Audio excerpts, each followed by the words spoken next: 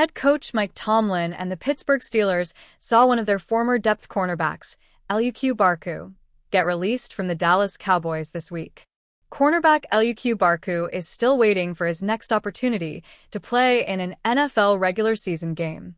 It's likely not going to come with the Dallas Cowboys. The Cowboys announced Wednesday that the team has waived Barku from their off-season roster. Dallas released Barku and defensive tackle Justin Rogers to make roster room for cornerback Robert Rochelle and defensive tackle Perrion Winfrey. Barku spent about 13 months with the Pittsburgh Steelers from 2023 to 24. The cornerback was on the team's practice squad during the 2023 campaign. Barku was a free agent for the 2024 season after the Steelers waived him on June 7, 2024. He signed with the Cowboys practice squad in January and then received a futures deal after the season. The cornerback has played 3 games in his career. Those appearances came with the Jacksonville Jaguars during the 2020 season. Cowboys waived former Steelers CB Luq Barku. This is the second straight summer a team has released Barku. But in Pittsburgh's case, the Steelers moved on from the veteran cornerback after he sustained an injury last offseason. The Steelers waived Barku due to injury on June 3rd of last year. He cleared waivers and then was reverted back to the team's IR a couple days later. On June 12th, NFL insider Aaron Wilson reported the Steelers removed Barku from injured reserve with an injury settlement. Barku entered the NFL as an undrafted free agent for the Jaguars in 2020. Since 2021, though, he's been the definition of a journeyman. Barku spent time with the Arizona Cardinals, San Francisco 49ers, Kansas City Chiefs, and New York Jets before signing with the Steelers. During his regular season appearances with Jacksonville, Barku played 152 defensive snaps. He didn't have a role on special teams. Barku started Week 12 of the 2020 season for the Jaguars. Steelers offseason CB depth. This offseason, the Steelers have 11 players on their roster listed as either a cornerback or a defensive back. Joey Porter Jr. is expected to be the team's top cornerback. As has been the case for a few years, the Steelers will once again count on an aging veteran in Darius Slay to start opposite Porter. In the slot, 2024 undrafted free agent Beanie Bishop Jr. will likely start. The Steelers also have Brandon Echols, James Pierre, Dante Kent, Sean Jamison, Quindell Johnson, Cameron McCutcheon, Kyler McMichael, and Corey Trice Jr. on the off-season roster. It will be interesting to see if the Steelers show any interest in Barku, but it's probably unlikely given that they had a chance to bring back the veteran in January if they were interested. If the Steelers make a cornerback addition this offseason, it makes sense that it would be a veteran with experience, preferably in the slot. Bishop lost snaps to veteran Cameron Sutton during the second half of 2024, and the Steelers didn't re-sign Sutton this offseason. Bleacher Report's Christopher Knox proposed the Steelers as a logical landing spot for veteran cornerback Mike Hilton on Thursday. Hilton played in Pittsburgh from 2017 to 20. Hilton spent his first 4 seasons in Pittsburgh, and the Steelers appear to be all in on the 2025 season after signing quarterback Aaron Rodgers. They should be interested in adding corner depth for the upcoming campaign, and Hilton would be an upgrade over second-year slot corner Beanie Bishop Jr., wrote Knox. You can make an argument headed into the 2025 regular season that the Dallas Cowboys have just 3 starters set in stone on defense: edge rusher Micah Parsons, cornerback Darren Bland, and defensive tackle OSA Odigizua. That means now is the time for someone to make a big impression on the coaching staff and grab a starting spot out of nowhere. Someone like rookie inside linebacker Shamar James. The Cowboys have one of the weakest groups of inside linebackers in the NFL right now. Playing time there is up for grabs.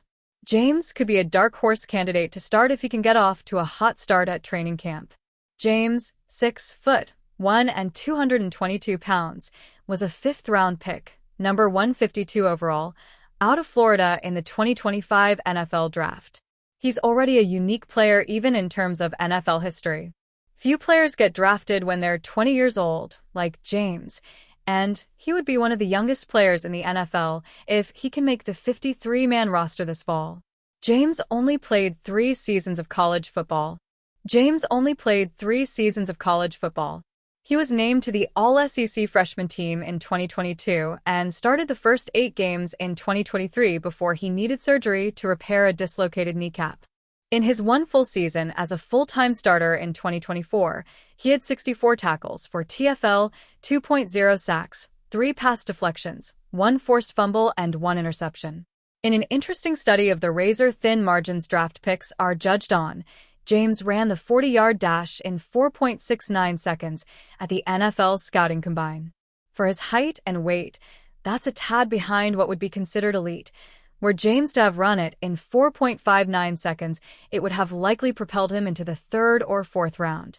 NFL draft analyst Lance Zierlein had James projected as a 6th or 7th round pick in his pre-draft evaluation. James flashes speed but has never really developed the recognition and response talent to chalk up playmaking production, Zierlein wrote. He has some twitch in his movement and does a nice job of working pass blocks, but he might not be able to anticipate with enough consistency to play ahead of NFL blocking schemes. James is athletic in space and can play special teams, but he might never be more than an average backup. Cowboys endured devastating setback at LB in 2024.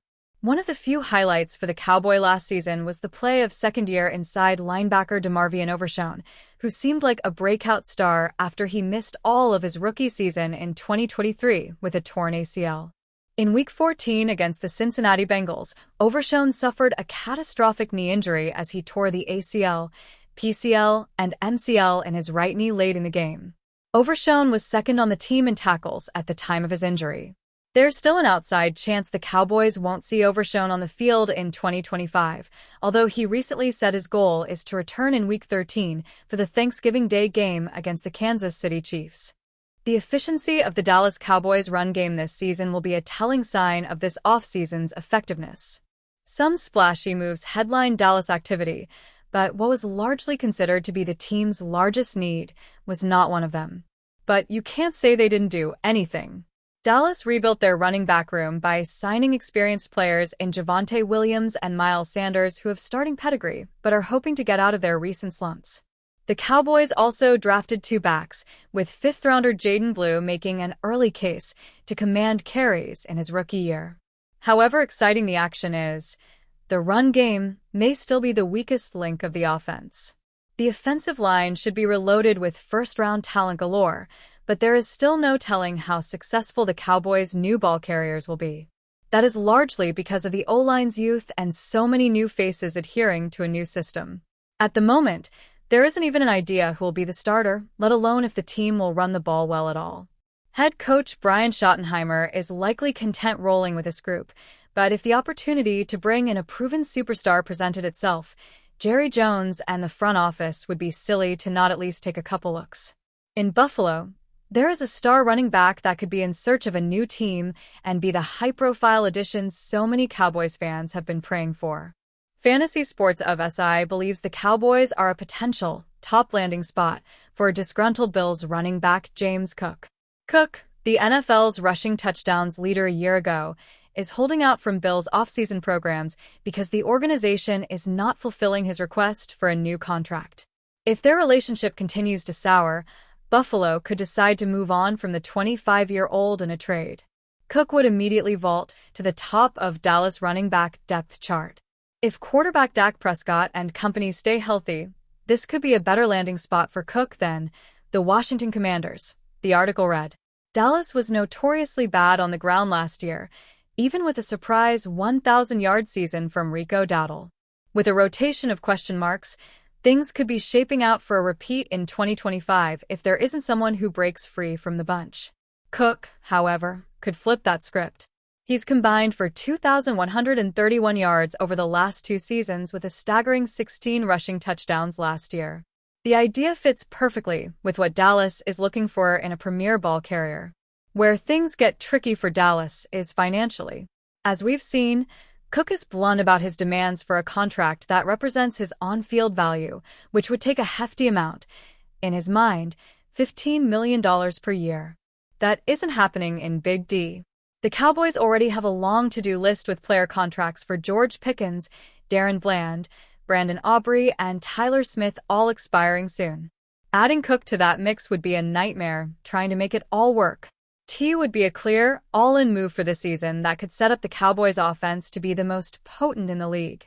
But logistically, It doesn't feel possible, thus making it a literal fantasy.